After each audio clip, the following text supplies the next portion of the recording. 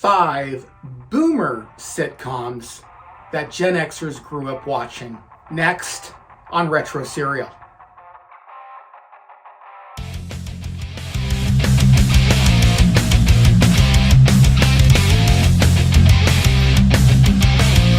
Hey everyone, welcome to Retro Serial. I'm your host, Ian C.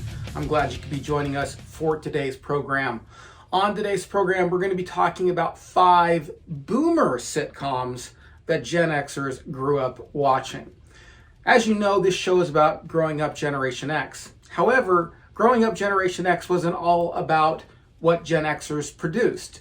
It was also about what the previous generation produced and what influenced us the most.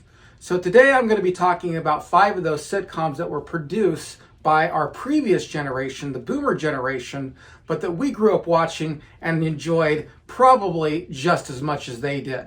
However, before we get to that, please do me the honor of hitting the like button and smashing that subscribe button and sharing this on your favorite social media. Those 3 things right there would really mean the world to me. And if you want to know when these things are available, hit the bell notification so you don't miss a single episode. Also, if you want to go that one extra step further and donate some hard-earned cash to what we're doing here at Retro Serial, follow the link below to our either Buy Me a Coffee page or our Patreon page where you can donate there. On our Patreon page, we do have a tip jar, but we also have a tier up from that, which is our Cornflake Club tier, and that's kind of a no sugar cereal tier. And coming soon is going to be our Honeycomb Hideout. But right now on the Cornflake Club tier, if you join that, you will get all videos and all podcasts at least one day in advance. So with all that said, and thank you very much, let's go ahead and get to those 5 sitcoms that Gen Xers grew up watching but were produced by boomers. Coming in at number 5 is Get Smart. This was a spy versus spy James Bond thriller parody. It ran originally on NBC from 1965 to 1969, then on CBS from 1969 to 1970 for a total of 5 seasons. The show follows the antics of Maxwell Smart, played by Don Adams, and Agent 99, played by Barbara Feldon, as they tried to defeat the nefarious organization known as Chaos. My favorite part of the show was always the gadgets. I also really loved the cast and the chemistry between Adams and Feldon. I thought that it was a perfect match.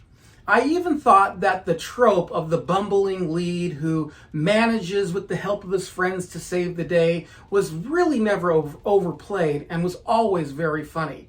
I even liked both movies, the Get Smart Again, made for TV, and the Nude Bomb, which I saw on either Showtime or HBO or something like that. I can't remember which, but I didn't get to see it in the theater, but it was actually made for the theater. I even enjoyed the reboot. I don't know about you, but did you enjoy this show as much as I did? I always laughed. I always thought it was funny. I always loved him talking into his phone, which was his shoe. All right, tell me about your favorite part of the show in the comments section below.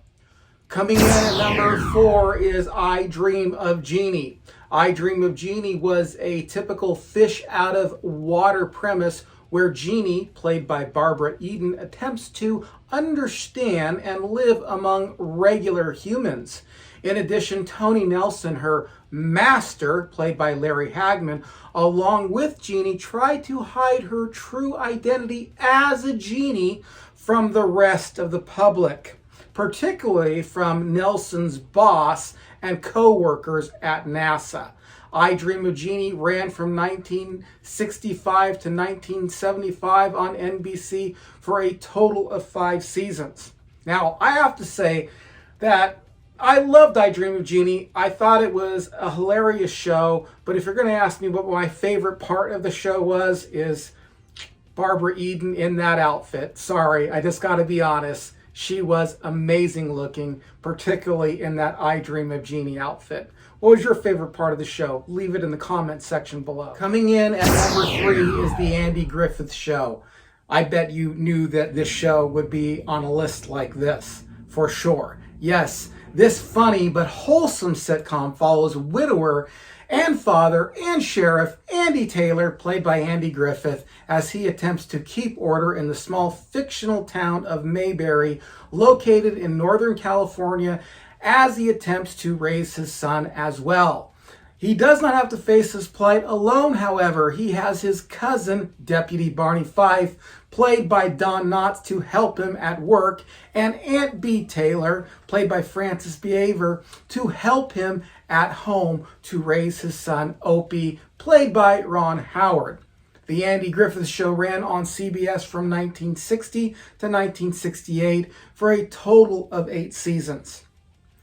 My favorite part of the show was that it was never short of laughs. However, it kept a wholesome and spiritual nature. What was your favorite part of the Andy Griffith Show? Go ahead and leave that in the comment section below. I'd love to hear your thoughts on the program. Coming in at the number 2 position is Gilligans Island. This zany and hilarious sitcom chronicles 7 shipwrecked castaways. Gilligan, Skipper, Professor, Mr. and Mrs. Hal, Ginger, Marianne, you know them all. You know all the actors, all stars, and they are all equally important to the development of the show. No one is more important than anybody else as far as the show goes, and as far as the character of the show, and as far as the outcome of the show is concerned. I love them all, and they're all equally important as show members in my eyes. These castaways are constantly getting themselves in all kinds of trouble, just trying to attempt to make a life for themselves on the island, all the while trying to get home. Gilligan's Island ran for 3 seasons on CBS and also had 3 made-for-TV movies.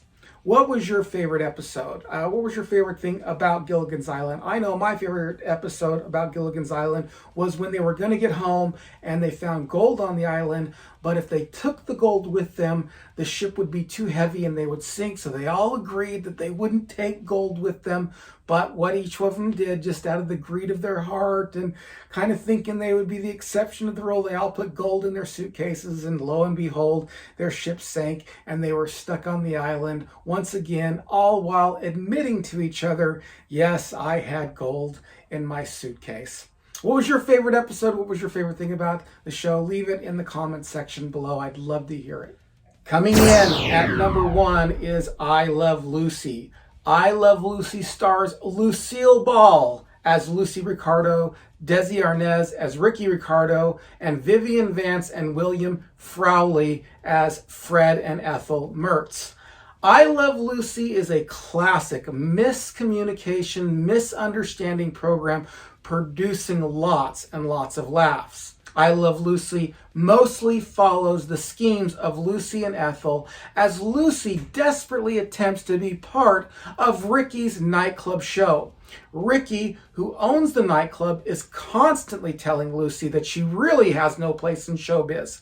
However, Lucy will just not take no for an answer, and that is where most of the antics ensue.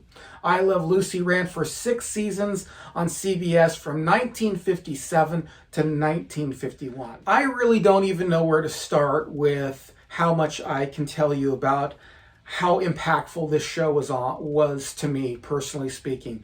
I Love Lucy was one of my favorite shows, and I get just as much of a laugh out of I Love Lucy today as I get out of watching Friends, or get out of watching Arrested Development, or laughs that I get out of watching Family Ties or Three's Company. That trope of scheming and miscommunication and misunderstanding is really one of my favorite tropes of all time to be given in any sitcom, and this is why it's number 1 on my list.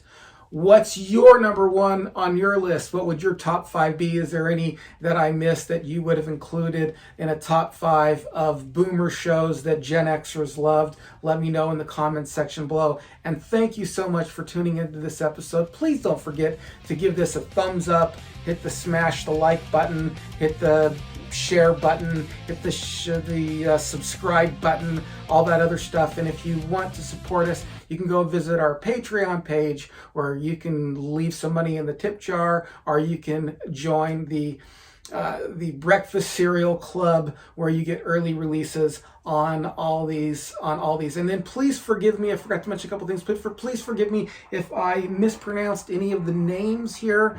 I'm not really great at reading or pronouncing names, so forgive me for that. And also, just so you know, this is all my own personal list. You would have a personal list of your own, which I already mentioned I'm interested in hearing. All right, I'm Ian C., and we will catch you again on another episode of Retro Serial.